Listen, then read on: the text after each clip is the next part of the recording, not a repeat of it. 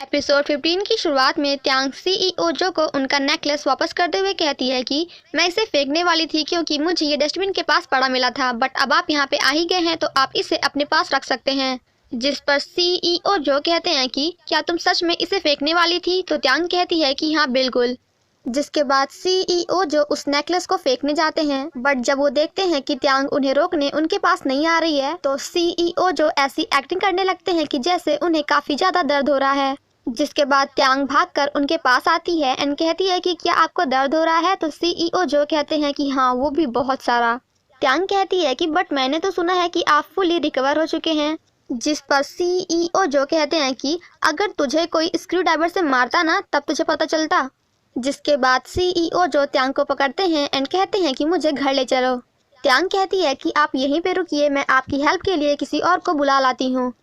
तो सीईओ जो उसे अपनी ओर खींचते हुए कहते हैं कि तुम्हारी वजह से मैं हर्ट हुआ हूँ एंड तुम मेरी थोड़ी सी हेल्प नहीं कर सकती? तुम्हें नहीं लगता है कि तुम कुछ ज्यादा ही कठोर हो रही हो? पार्किंग पहुंचने के बाद सीईओ जो त्यांग को अपने कार की चाबी देते हैं एंड कहते हैं कि तुम प्लीज मेरे लिए गाड़ी चलाओ। जिस पर त्यांग कहती है कि रियली मैं चलाऊं? जिस पर सीईओ जो कहते हैं कि तुम चाहती हो कि मैं इतने दर्द के बावजूद भी कार चलाऊं? जिसके बाद सीईओ जो त्यांग के ऊपर अपना हाथ रखते हैं एंड कहते हैं कि मैं तुझे टच इसलिए कर रहा हूँ ताकि तुझे रास्ते में कोई भूत ना दिख जाए, मतलब कि मैं अपनी सेफ्टी के लिए तुझे टच कर रहा हूँ। जिसके बाद त्यांग सीईओ जो को उनके घर छोड़ती है एंड वहाँ से जाने लगती है। तो सीईओ जो उसे रोकते हुए कहते हैं कि तुम क्या पीना पसंद करोगी? त्यांग कहती है कि मुझे लगा कि आपको सच में दर्द हो रहा है, बट आप तो नॉर्मल हैं। तो जिस पर सीईओ जो कहते हैं कि तुम भी जानती थी कि मैं दर्द की एक्टिंग कर रहा हूँ, फिर भी तुम मेरे साथ मेरे घर तक आई।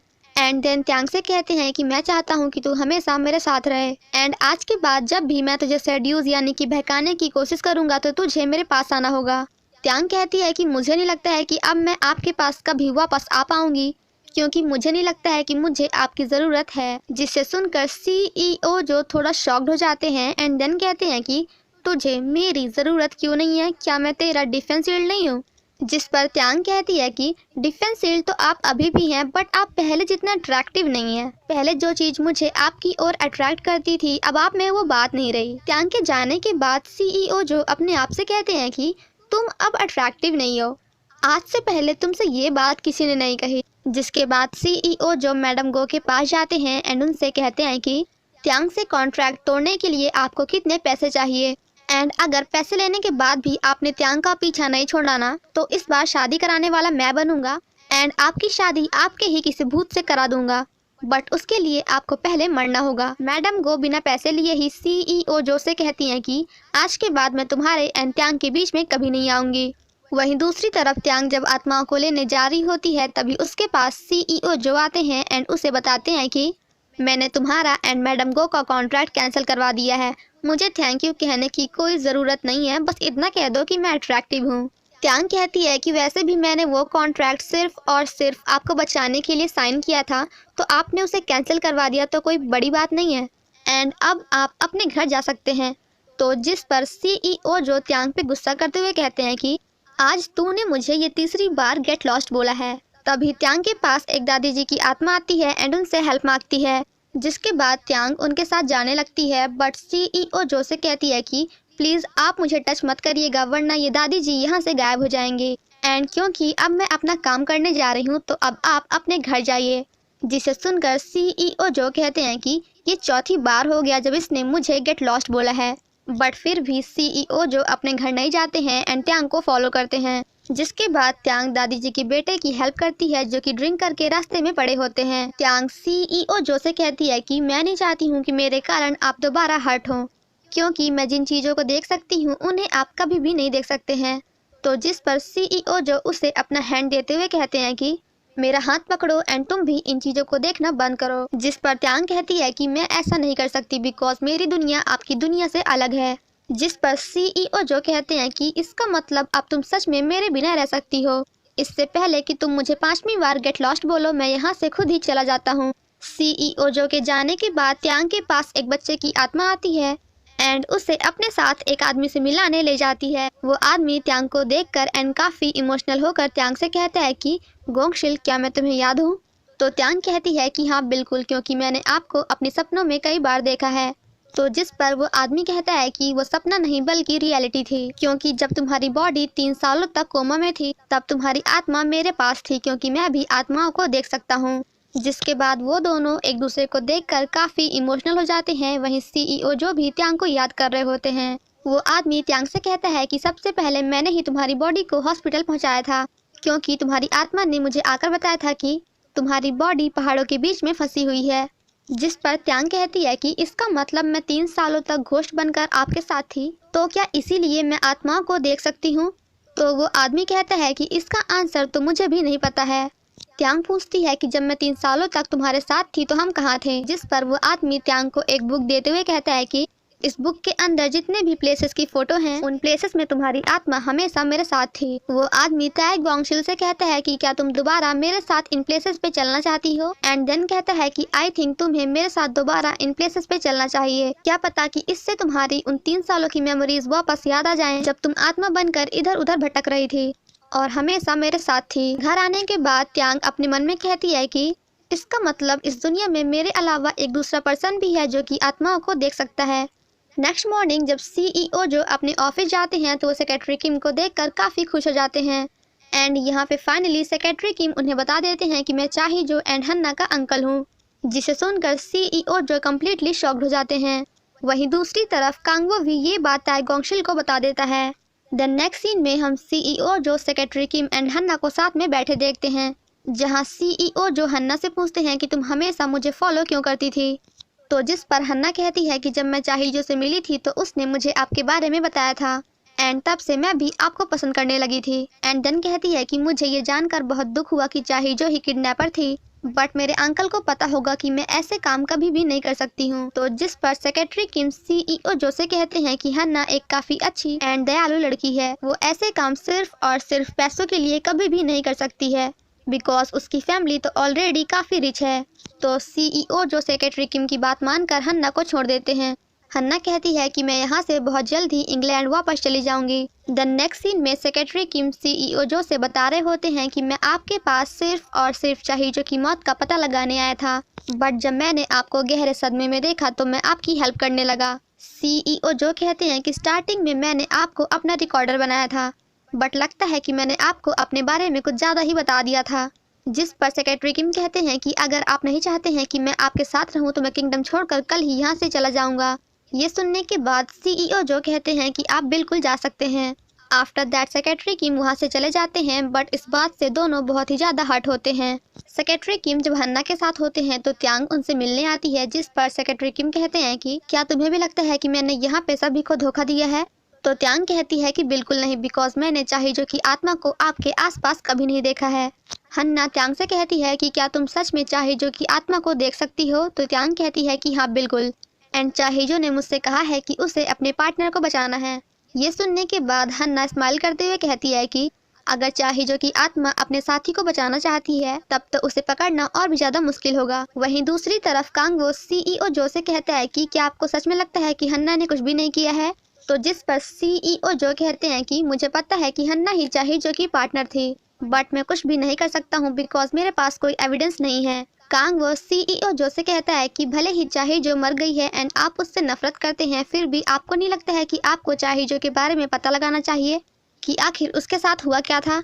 तो जिस पर सीईओ जो कहते हैं कि मैं ऐसा कुछ भी नहीं करने वाला हूँ एंड अगर तुम ऐसा करना चाहते हो तो प्लीज मेरे सामने मत करना। तो जिस पर कांगवो कहता है कि ठीक है, मैं ये सब कुछ आपके सामने नहीं करूँगा क्योंकि मैं कल ही किंगडम छोड़कर यहाँ से चला जाऊँगा। थोड़ी देर बाद सीईओ जो से मिलने त्यांग आती है, तो सीईओ जो कहते हैं कि मैं तुम्हें भी गेट लॉस्ट नहीं बोलना चाहता हूँ, सो अगर तुम यहाँ पे चाहिजो के बारे में बात करने आई हो तो प्लीज मत करना।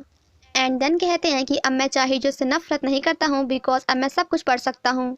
त्यांग सीईओ जो से कुछ बोलने ही वाली होती है कि तभी वहाँ पे चाहिजो की आत्मा आती है एंड उसे ऐसा करने से मना कर देती है। जिसके बाद सीईओ जो त्यांग को टच करते हुए कहते हैं कि आज के बाद तुम्हें चाहिजो को देखने एंड सुनने की कोई ज़रूरत नहीं है। त्यांग सीईओ जो से कहती है कि अब आपको चाहिजो के बारे में जानना ही नहीं है, इसका मतलब अब आपकी ये रेडार आपके लिए यूजलेस हो गई है। एंड सीईओ जो का हाथ हटाकर वहाँ से जाने लगती है, बट सीईओ जो उसे दोनों हाथों से पकड़ते हुए कहते हैं कि स्टार्टिंग में तुम भूतों को देखना एंड सुनना नहीं चाहती थी एंड उनसे बचने के लिए हमेशा मेरे पास भाग कर आती थी, बट अब तुम उन्हें और भी ज्यादा देखने एंड सुनने की कोशिश कर रही हो। अगर तुम ऐसा करोगी तो तुम्हारा ये डिफेंस शील्ड तुम्हारे लिए यूजलेस हो जाएगा। जिस पर त्यांग कहती है कि जितना ही हम दोनों एक दूसरे के लिए यूजलेस बनेंगे, हमारी लाइफ उतनी ही इजी हो जाएगी। जिसके बाद सीईओ जो अपना हाथ नीचे करते हुए कहते हैं कि मैं तुम्हारे पास वापस इसलिए आया था क्योंकि मुझे लगा था कि तुम मेरे बिना नहीं रह सकती हो, बट मैं गलत था। एंड देन त्यांग से कहते हैं कि अब तुम जा सकती हो। जिसके बाद त्यांग वहां से चली जाती है। वहीं दूसरी तरफ कांग वो सभी मेंबर्स को थैंक यू बोलता है क्योंकि कल वो किंगडम छोड़कर जा रहा है। तय ई रियांग कांगवो से मिलने आती है एंड उसे बताती है कि मैंने डिसाइड किया है कि मैं अमेरिका जा रही हूँ, बट मैं जाने से पहले तुम्हारे साथ एक बार डिनर करना चाहती हूँ। जिसके बाद दोनों साथ में डिनर करने जाते हैं, जहाँ तय ई रियांग चुपके से कांगवो को अल्कोहल पिला देती है एंड उससे पूछती है कि क्या मैं तुम्हें प्रिटी नहीं लगती। तो जिस पर कांगवो कहता है कि नहीं, ऐसी बात नहीं है, तुम तो काफी प्रिटी हो। इरियन कहती है कि अगर मैं प्रिटी हूँ तो फिर तुम मुझे लाइक क्यों नहीं करते हो। जिस पर कांगवो कहता है कि क्योंकि मैं ताई गोंगशिल को प्रोटेक्ट करना चाहता हूँ। उसे तो पता भी नहीं है कि मैं उसे प्रोटेक्ट करने के लिए उसे हर जगह फॉलो करता हूँ। जिस पर त्यांग काफी गुस्सा होकर कहती है कि तुम्हें क्या लगता है कि तुम ताई गोंगशिल के बॉडीगार्ड हो। कांगवो कहता है कि हाँ बिल्कुल, एंड देन कहता है कि बस मैं इतना ही चाहता हूँ कि जब ताई गोंगशिल खतरे में हो तो वो बस एक बार मेरा नाम बोले, मैं भागकर उसकी हेल्प के लिए पहुंच जाऊंगा। बट उसने आज तक अपनी हेल्प करने के लिए मेरा नाम कभी नहीं बोला, इसलिए मैं उसे दूर से ही देखकर प्रोटेक्ट करता हूँ क्योंकि मैं नहीं चाहता हूँ कि उसे डर लगे। मैं बस इतना ही चाहता हूँ कि वो हमेशा सेफ रहे एंड जब उसे डर नहीं लगेगा तो उसे मुझ जैसे बॉडीगार्ड की भी ज़रूरत नहीं होगी। जिसे सुनकर त्यांग रोने लगती है। एंड गाइस, यहाँ पे मुझे भी कांगवो के लिए बहुत ही ज़्यादा बुरा लगता है। वहीं दूसरी तरफ त्यांग अपने दी को बता रही होती है कि मैं उस आदमी के साथ यहाँ से जा रही हूँ जो कि मेरी तरह ही भूतों को देख सकता है। देन अगेन हम उस आदमी को देखते हैं जो कि उस बच्चे की आत्मा से पूछता है कि तुम्हें क्या लगता है कि त्यांग मेरे साथ आएगी या फिर नहीं। त्यांग की दी त्यांग से कहती है कि जिस आदमी को तू पसंद करती है क्या तू उसे छोड़ पाएगी, मतलब क्या तू उसे भूल पाएगी। नेक्स्ट मॉर्निंग सीईओ जो हन्ना से मिलने एयरपोर्ट जाते हैं एंड उससे कहते हैं कि तुम्हें क्या लगा था कि मैं तुम्हें इतनी आसानी से जाने दूंगा, मुझे मेरे मॉम का नेकलेस वापस करो एंड देन गेट लॉस्ट। हन्ना कहती है कि क्या आपको त्यांग ने बताया है कि मैं अपराधी हूँ। जिस पर सीईओ जो कहते हैं कि तुम उससे बीच में क्यों ला रही हो, क्या तुम भी चाहिजो से मिलना चाहती हो, एंड अगर तुम मिलना चाहती हो तो मैं तुम्हें अभी उसके पास भेज सकता हूँ। वहीं दूसरी तरफ जब त्यांग उस आदमी के साथ जाने के लिए तैयार हो रही होती है तभी वहाँ पे चाहिजो की आत्मा आती है एंड त्यांग को सॉरी बोलकर उसके बॉडी के अंदर चली जाती है। वहीं हन्ना सीईओ जो को बताती है कि आज तक जिससे आप प्यार करते थे वो चाहिजो नहीं बल्कि हन्ना थी, क्योंकि चाहिजो में इतनी हिम्मत नहीं थी कि वो आपसे आकर बात कर सके, इसलिए उसकी जगह हन्ना आपसे बात करने आई थी। एंड एट लास्ट हन्ना को आप मिल गए, जिसे देखकर चाहिजो को बहुत ही बुरा लगा क्योंकि वो भी आपको बहुत ही ज़्यादा पसंद करती थी, सो इसलिए उसने आपको किडनैप करवा लिया। जिस पर सीईओ जो कहते हैं कि इसका मतलब तुम दोनों ने ये सब प्लान करके किया था। हन्ना कहती है कि बिल्कुल नहीं, बल्कि ये सारा काम तो चाहिजो ने अकेले किया था, बिकॉज हन्ना एक एंजल की तरह थी जो कि ऐसे काम कभी भी नहीं कर सकती थी, बट उन दोनों में से एक मर गई। तो क्या आप बता सकते हैं कि चाहिजो मरी है या फिर हन्ना। जिसे सुनकर सीईओ जो कहते हैं कि इसका मतलब क्या तुम चाहिजो हो। तो हन्ना कहती है कि बिल्कुल नहीं, बल्कि मैं तो स्वीट सी हन्ना हूँ। बट सीईओ जो अगेन कहते हैं कि नहीं, तुम चाहिजो ही हो। देन हमें यहाँ पे एक छोटा सा फ्लैशबैक दिखाया जाता है जहाँ पे चाहिजो हन्ना से कहती है कि तुम्हें चाहिजो बनकर मेरी प्लेस में मरना होगा, अगर तुम ऐसा नहीं करोगी तो मैं तुम्हारे जो जंगवॉन को मार दूंगी। जिसके बाद असली हन्ना चाहिजो बनकर उस कार में मर जाती है एंड जिस आत्मा को हम अभी तक चाहिजो समझ रहे थे वो चाहिजो नहीं बल्कि हन्ना की आत्मा थी। एंड जिस लड़की को हम हन्ना समझ रहे हैं वो हन्ना नहीं बल्कि असली चाहिजो है, जिसने अपने फेस की प्लास्टिक सर्जरी करवा ली है। चाहिजो सीईओ जो से अगेन कहती है कि मैं चाहिजो नहीं बल्कि हन्ना हूँ, बट सीईओ जो कहते हैं कि नहीं, तुम फेक हो, रियल नहीं। चाहिजो सीईओ जो से कहती है कि उसकी डेथ सिर्फ और सिर्फ आपके कारण हुई थी, क्योंकि आपने कभी पता लगाने की कोशिश नहीं की कि आखिर उसके साथ हुआ क्या था। जिसे सुनकर सीईओ जो कम्प्लीटली शॉक्ड हो जाते हैं एंड वहीं पे बैठ जाते हैं। हन्ना जब जा रही होती है तभी उसे त्यांग चाहिजो कहकर बुलाती है, जिसे सुनकर चाहिजो कम्प्लीटली शॉक्ड हो जाती है एंड कहती है कि तुमने मुझे चाहिजो कहा।